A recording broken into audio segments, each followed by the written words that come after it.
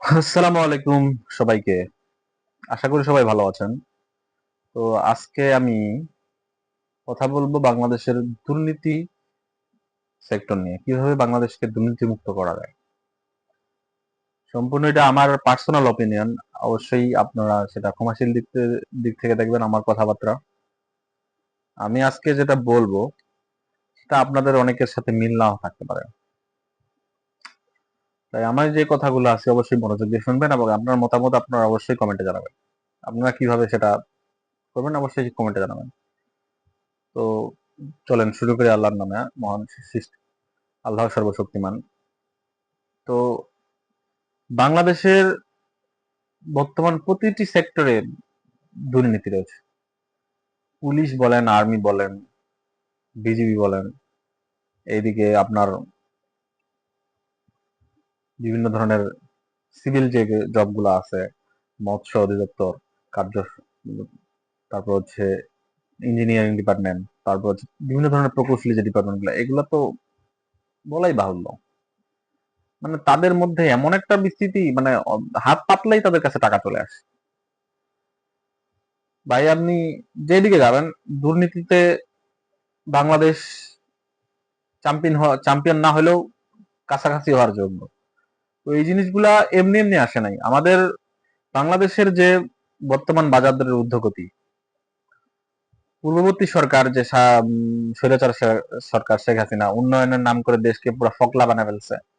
মনে করেন সরকারি চাকরিজীবীদের বেতন ভাতা দেওয়ার চিন্তা না করে সে আগে উন্নয়নের দিকে তাকাইছে, এদিকে সরকারি চাকরি লুটে পুটে সব খাই শেষ করতেছে। কারণ তাদের তো চলার মতো টাকা নাই ভাই।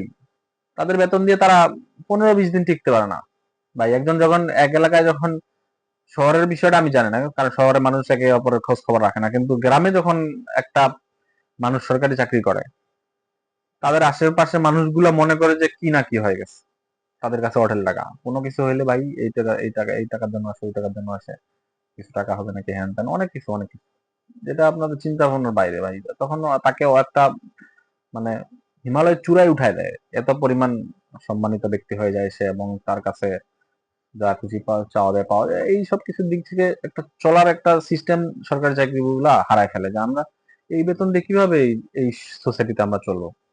তাদের তো সবকিছু মিলেমিশে চলতে হবে, তাদেরকে দেখাইতে হবে হ্যাঁ আমি সরকারি চাকরি, আমি ভালোভাবে চলতে পারি। আগে মানুষ মনে করতো যে সরকারি চাকরি মনে 30-40 হাজার টাকা বেতন, এখনো অনেক গ্রামের মানুষ মনে করে যে সরকারি চাকরি মনে 30-40 হাজার টাকা বেতন, কিন্তু ভাই অরিজিনালি তো তা না। আমাদের মনে করেন যে সরকারি চাকরিজীবীরা আছে তাদের অবস্থা খুবই বেহাল দশা। তখন এই অবস্থায় তারা এই পরিপ্রেক্ষিতে তারা কি করবে? তাদের পেটে ক্ষুধা, তারা কি দেশকে ভালোবাসতে পারবে? আমার আপনার আমার কি আপনাদের কি মনে হয় যে একজন ব্যক্তি সে হচ্ছে ক্ষুধার্ত, তার পেটে ক্ষুধা, তাকে বলতেছে ভাই তুই দেশের জন্য লড়বি, আয় তোরে ভারতের বিপক্ষে যুদ্ধ করার জন্য তোরে যাইতে হবে, ওইভাবে যাবে? এত সহজ? মানুষ ওই আর্মি বলেন বিজিবি বলেন ওই দেশের ভালোবাসার জন্য ওই চাকরিতে যায় না। হয়তো প্রথমে মনে করে যে হ্যাঁ ওই পোশাকটা পরলে আমার গর্বিত মনে হবে, কিন্তু ভাই যখন ওখানে ঢুকার পর যখন ওই বেতনের দিকে তাকায় তখন আর তার দেশের প্রতি ভালোবাসা আর থাকে না। তখন তাদের ওই সিনিয়র যারা থাকে তারা জোরপূর্বক তাদের উপর ভালোবাসাটা চাপায় দেয়। ওই ওই ওই জন্যই তাদের ওই ভালোবাসাটা থাকে। আর্মি বিজিবি যা বলেন যেগুলা ডিফেন্সে চাকরি অনেক কষ্টের চাকরি ভাই, কিন্তু কিছু সুযোগ সুবিধা এইটা পাওয়ার জন্যই তারা এই চাকরিটা করে। কিন্তু এই দেশপ্রেম বলতে কারো দেশপ্রেম নাই ভাই। দেশপ্রেম থাকবে কি ভাই, তারা যে টাকা পায় তারা ওই টাকা দিয়ে 15-20 দিন সংসার চালাইতে পারে না, এবং তারা কি করবে? কিছু অনৈতিক কাজকর্ম তো করবে। সিভিল যেগুলা চাকরি আছে, ইঞ্জিনিয়ারিং ডিপার্টমেন্ট বলেন, বিভিন্ন অধিদপ্তর থাকে, তাদের একটা জিনিসের ভূমি ভূমি অফিসে দেন একটা কোনো কিছু সই করা লাগবে, কোনো কিছু একটা টাকা ছাড়া ওরা ফাইল লাগবে না, ফাইলে খুঁজে পায় না। কি করবেন আপনি? আরে ভাই ওরা তো ফাইলে খুঁজে পাবে না, আপনার টাকা ছাড়া ওরা ফাইলই দেখে না। মনে করেন সই করার জন্য নিয়ে গেছেন, এটা প্রসেস করবে না, আপনার টাকা আপনি সবভাবে যান ওদের কাছে, আপনি ফাইল ফাইল মানে ঊর্ধ্বতন কর্মকর্তার কাছে ফাইল যাওয়ার মতো অপশন পাবেন না। মনে করেন বিভিন্ন ধরনের কার্যক্রম চলে, তাদের কি করবে? তারা ওই ভালোবাসাটা দিতে পারে না, দেশের জন্য তাদের ওই মায়াটা আসে না। তাদের এখন ফ্যামিলিতে কিভাবে ভালোভাবে চালাইতে হবে, তাদেরকে এই দেশের এই জন্য মানুষের বেতন মূল্যস্ফীতির জন্য পাবলিক হচ্ছে দুর্নীতিটা বেছে নেয়। যে আমার কিভাবে আমার সংসারকে ভালোভাবে চলতে পারবো। তারা আল্লাহ ভীরুতা থেকে আস্তে আস্তে সরে আসে। আমিও, আপনারা অনেক দেখতেছেন যে হচ্ছে দাড়ি টুপিওয়ালা মানুষ দুর্নীতিতে ধরা খাচ্ছে। তাই এটা অস্বাভাবিক কিছুই না। আপনি আপনি প্রতিটা ডিপার্টমেন্টে এমন লোক পাবেন, একদম নিচের লেভেল থেকে উপরের লেভেল পর্যন্ত। আপনার নিচের লেভেল গুলাকে আপনারা হচ্ছে সর্বনিম্ন বেতন 40 থেকে 50 হাজার দিয়ে দেন, বলেন যে আপনাদের জন্য জিরো টলারেন্স, আপনাদের কোনো ধরনের একটা এক্সকিউজ পাইলে আপনাদের চাকরি চলে যাবে, তাহলে দেখবেন যে তাদের মধ্যে দেশপ্রেম আসবে। তারা সরকার কর্তৃক, আমি ডক্টর ইউনূসকে বলতে চাই যে আপনারা সরকারি চাকরিজীবীদের দিকে তাকান। দেশের উন্নয়ন বাদ দিয়ে আগে এদের দিকে তাকান। দেশকে দুর্নীতিমুক্ত করতে হলে এদের এদের এদের এদের কার্যক্রম সবচেয়ে বেশি জরুরি। এদেরকে সৎ রাখা সবচেয়ে বেশি জরুরি। আপনি আর্মি, পুলিশ, বিজিবি যা বলেন সবাই একটা মানসম্মত বেতন দিন, যেন যারা তাদের ওই বেতনটা খাওয়া দাওয়া, কি একজন অসুস্থ হইলে ওই নিজের বেতন দিয়া যায় সুস্থতা আনাইতে পারে। তারা এমন চাকরি করে যে আপনারা বাসার কেউ একজন মুরব্বী কেউ অসুস্থ হইলো, সেই টাকার জন্য মানুষের কাছে হাত পাততে হয়, না লোন নিতে হয়। আপনি ম্যাক্সিমাম দেখবেন যে ম্যাক্সিমাম সরকারি চাকরিতে লোনে জর্জরিত। তারা কি করবে? তাদের বাবা মা কষ্ট করে পড়ালেখা করে চাকরি নেওয়াইছে, এখন যদি তার শেষ বয়সে এসে অসুস্থ হয়েছে, এখন যদি না দেখতে পায়, তখন কি করবে? সে লোন না নেওয়া পর্যন্ত। এই হচ্ছে আমাদের আপনাদের মনে করেন যে সরকারি চাকরিজীবীদের অবস্থা। এই অবস্থায় আপনারা কখনোই তাদের ক্ষেত্রে সঠিক সার্ভিস পাবেন না। আপনারা, আমি ডক্টর ইউনূসকে বলবো, ডক্টর ইউনূস স্যারকে বলবো যে হচ্ছে আপনি সরকারি চাকরিজীবীদের তাকান এবং তাদেরকে, আপনি যদি দেশকে দুর্নীতিমুক্ত করতে চান, তাহলে প্রত্যেকটা লেভেল, প্রত্যেকটা 11 থেকে 20তম গ্রেড, তার উপরে গ্রেড, সবাইকে একটা ইকুয়ালে নিয়ে আসেন। দেখবেন যে আপনার হচ্ছে নিচের লেভেল গুলাও সব আছে, তারাও ওই উপরের লেভেলের উপর কথা বলতেছে যে স্যার আপনি এই ভুলটা করবেন না, আপনি এই কাজটা করবেন না, আপনার যেটুকু বেতন পাচ্ছেন এটুকু আপনার জন্য অধিক। কিন্তু নিচের যখন আপনি এরা খাইতে পারে না, তখন ওই তাদের সহযোগিতা করাই লাগবে, নাহলে তো তাদের হচ্ছে না ভাই। ওই দেশপ্রেম আর জাগবে না। আপনার মনে করেন যে কোনো একটা কাজে এতটুকু পরিমাণ লাগে, তারা ওইখান থেকে 10% কমাই দিবে, আপনার বড় সিনিয়র পার্টি আরো 10% কমাই দিবে, এতে করে আপনার 50% কাজের মান এমনিতেই নষ্ট হয়ে যায়। আপনি যতই বলেন, ওর মধ্যে দেশপ্রেম আসবে না। কেউ ওই টাকার লোভ দিলে ওটা গ্রহণ করবেই নিঃস্বার্থে। দুর্নীতি মুক্ত করতে চাইলে হইলে আপনার হচ্ছে সমস্ত চাকরিজীবী সর্বনিম্ন হচ্ছে 30,000 থেকে 40,000, 40,000, আমার মনে হয় 40,000 দিলেই বেস্ট। বর্তমান পরিস্থিতিতে 40,000 টাকা দিলে একজন চাকরিজীবী, 20তম গ্রেডের একজন চাকরিজীবী স্বাচ্ছন্দ্যে দিন যাপন করবে এবং দেশকে ভালোবাসতে চেষ্টা করবে। আপনি এটা 40,000 টাকা বেতন দিয়ে দেন একজনকে, এবং সরকারি চাকরিজীবীদের বিপক্ষে একবার কড়া নির্দেশ দেন যে একটা দুর্নীতি যদি পাওয়া যায় তাহলে তার চাকরি থাকবে না, জিরো টলারেন্স, যেখানেই যায় কোনো ধরনের দুর্নীতি। এটার জন্য আপনার ওই দুদককেও আর ওই তেল দিতে হবে না, কোনো কিছু দিতে হবে না, তারা নিজে নিজেই দেশপ্রেম দেখাবে। আমাদের মধ্যে এই সিস্টেমটা আছে, আমাদের মধ্যে দেশপ্রেমতা জাগ্রত করার লাগবে। আপনি যখন একটা শিশু যখন ছোট থাকে, সে তখন ওই ডাক্তার, ইঞ্জিনিয়ার, তারপর হচ্ছে আর অনেক কিছু হইতে চায় ছোটবেলায়, কিন্তু আস্তে আস্তে সে ক্লাস 9-10 হলেও আপনি দেখবেন যে ও ঝরে পড়ে গেছে। কেন? কারণ আমাদের শিক্ষা ব্যবস্থাটাই এরকম।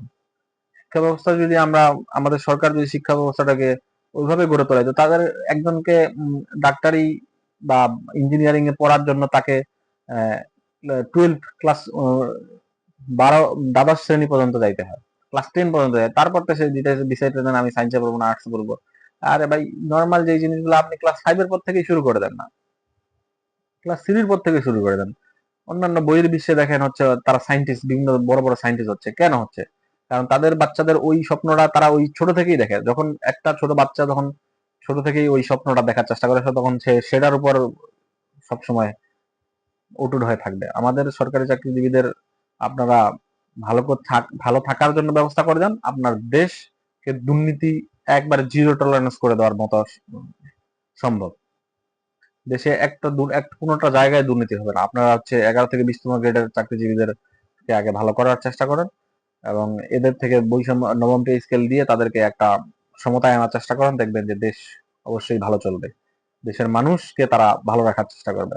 একজন পুলিশ ভাই ওই মানুষের কাছে 20 টাকা, 30 টাকা, 40 টাকা, 100 টাকা, 200 টাকা ইয়ার জন্য আর পিছনে পিছনে ঘুরবে না। যাকে অ্যারেস্ট করা হবে এবং যাকে সে সঠিক আইনের আওতায় আনা হয় সেটা সে করবে। ইনশাল্লাহ আমরা আমাদের দেশকে দুর্নীতিমুক্ত করার জন্য আমাদের দেশের এই পদক্ষেপগুলো অবশ্যই সরকারের কাছে পৌঁছানো উচিত, এই জিনিসগুলো জানানো উচিত। আমরা সবাই সরকারকে এই জিনিসগুলো জানাবো। আর সবাই সোচ্চার হইতে হবে ভাই। আপনি আমরা আমাদের দেশের পরিস্থিতি জানেন যে নর্মাল আপনি যে সুযোগের অভাবে সবাই অসৎ। এখন যে অবস্থা, যে কেউ আপনি কারে দেখাবেন ভাই? সুযোগের আছে, ভালো ভালো মানুষ আছে, খারাপ মানুষ নাই, কিন্তু ম্যাক্সিমাম 80% মানুষ হচ্ছে সুযোগের অভাবে সবাই সৎ। সুযোগ পাইলে সেও অসৎ। আপনারা যারা বড় বড় লেকচার মারেন বাসায় বসে বসে, যারা শ্রমিক টমিক রিক্সা চালক জ্ঞান ত্যান আমরা এই ভাই ও অসৎ। 10 টাকার ভাড়া 20 টাকা চাইয়া বসে আছে, 10 টাকার ভাড়া 100 টাকা চাইয়া বসে আছে, কি ও কি তাহলে কেমনে সৎ হলো? এখান থেকে একজন অপরিচিত ব্যক্তি গেছে, তার কাছে সে 40 টাকার ভাড়া 100 টাকা চাইয়া বসে আছে। তাহলে ওই লেকচার নামারে আপনি ওই সরকারি চাকরি যদি ঠিক করেন, দেখবেন যে দেশ পুরা টন্ডন হয়ে গেছে। কেউ কোনো সময় দুর্নীতি করতে পারে, সরকারি চাকরিজীবীদের অগ্রাধিকার দেবে। কোনো এক জায়গায় তাদের উপর হামলা আসবে, অবশ্যই সরকার সর্বোচ্চ প্রয়োগ দিয়ে আইনের মাধ্যমে তাকে সে প্রতিহত করবে। প্রত্যেকটা জায়গায় দেখবেন যে দেশ এমনিতেই সচ্ছল চলছে, ওই আওয়ামী লীগ বিএনপি আর স্বৈরাচার হইতে পারবে না। আমাদেরকে দেশকে ঠিক করতে হলে আগে সরকারি চাকরি আমার কথা হচ্ছে, আগে পূর্বে কি হয়েছে, জন্ম হোক যথাযথ, কর্ম হোক ভালো। আমাদের উন্নয়নটা এখন আপাতত স্থগিত করেন। উন্নয়ন অনেক হয়েছে, আগে দেশের মানুষকে খাইতে দেন, দেশের মানুষকে ভালো একটা পরিস্থিতির মধ্যে আনেন, তারপরে না উন্নয়নে যান। আপনি একটা বছর উন্নয়ন কমাই দিয়ে দেশের রিজার্ভটা বাড়ায় নেন এবং সরকারি চাকরি সর্বোচ্চ সুযোগ সুবিধা দিতে থাকেন।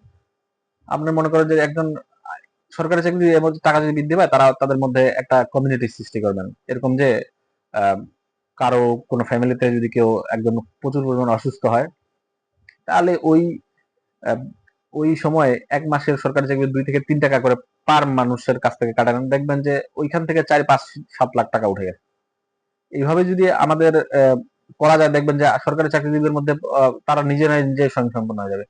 আপনি একজনের মা অসুস্থ, তার 20 লাখ টাকা লাগে, দেখবেন যে ওই একজনের বেতন থেকে 5 টাকা কেটে নিলে কারো কিছু যায় আসে না, কিন্তু ওই 5 টাকা ওই আহ, পাঁচ 4 থেকে 5 লক্ষ সরকারি চাকরিজীবীদের মানে ইয়া সহ শিক্ষকদের সহ আর কি, হাই স্কুল শিক্ষকদের সহ 5 টাকা করে কাটে নিলে তাদের কিছু যায় আসে না, এরকম অনেক টাকা চলে যায় পান বিড়ি সিগারেটে। এখন এইটা থেকে যদি সরকার ভাবে এই জিনিস টাকাটা কেটে নেওয়া হয় সবার কাছ থেকে দিয়ে ওই ওই লোকটার মাধ্যমে, এখানে হাজার হাজার সরকারি চাকরিজীবীদের বাবা মা অসুস্থ হয়, কারো কোনো যায় আসবে না।